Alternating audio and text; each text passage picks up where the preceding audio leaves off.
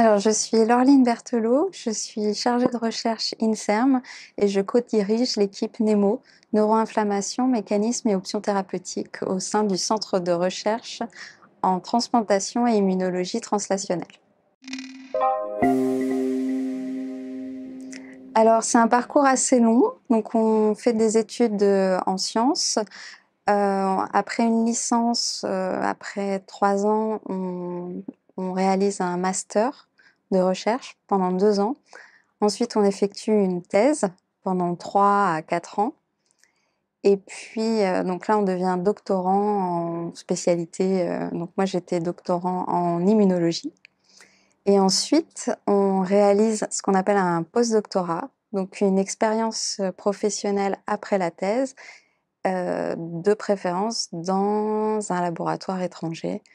Moi, j'ai fait mon postdoctorat dans un laboratoire à Paris, mais c'est tout à fait possible aussi. Et puis ensuite, donc pour devenir chercheur dans des instituts publics, il faut passer à un concours qui est très sélectif. Donc en général, selon la spécialité, ils reçoivent une centaine de dossiers, entre 60 et 100 dossiers, pour une vingtaine de personnes prises à l'oral et pour entre 5 et 10 postes. Moi, j'ai toujours été passionnée par les sciences, par la biologie, la découverte du monde, la curiosité, comment le corps humain fonctionne. Donc ça a toujours été quelque chose que j'ai envie de faire. Alors évidemment, la sclérose en plaques, c'est très intéressant parce que c'est une maladie qu'on ne comprend pas bien. Donc c'est un challenge aussi, essayer de comprendre et puis améliorer la qualité de vie des patients. C'est aussi quelque chose qui est important pour nous. Alors il y a la génétique, l'immunologie, la neurobiologie. Donc ça, c'est l'étude vraiment des cellules au niveau du cerveau, comment elles sont affectées, comment est-ce qu'on peut régénérer la myéline. Donc là, il y a un grand champ de thérapie possible pour la sclérose en plaques. On a aussi des études plus cliniques, des études épidémiologiques, des études plus de biologie cellulaire. Donc nous, on s'intéresse particulièrement à l'immunologie, comme c'est une maladie inflammatoire avec des réponses anormales du système immunitaire. On essaie de comprendre pourquoi, quelles sont les cellules qui sont impliquées et comment on pourrait diminuer cette inflammation et stopper ces cellules immunitaires.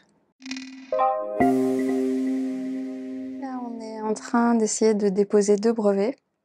Donc un de David Laplot et un, moi, qui est plus orienté anticorps et microbiote. Oui, c'est un peu compliqué parce qu'en général, ça vient d'un processus assez long où on a obtenu des résultats, on compare avec les résultats qui ont été obtenus par d'autres équipes. On se dit ça commence à être intéressant. Après, on essaye de monter un projet scientifique, mais il faut toujours avoir des résultats préliminaires pour pouvoir convaincre les financeurs de nous financer, de la faisabilité du projet. Donc, c'est assez long, le démarrage d'un projet, en fait.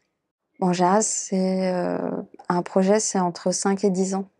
Du moment où on se dit ça va être intéressant à étudier à l'obtention des résultats. Oui, oui, on a des nombreux collaborateurs. Nous, on a plusieurs collaborations avec des chercheurs américains, suisses, suédois, italiens. En fait, les collaborations, ça se fait plutôt par affinité. Si eux, ils font une technique qui nous intéresse, on va aller les voir.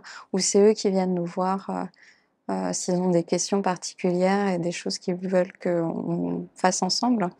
Et puis, on a aussi beaucoup de collaborations en France.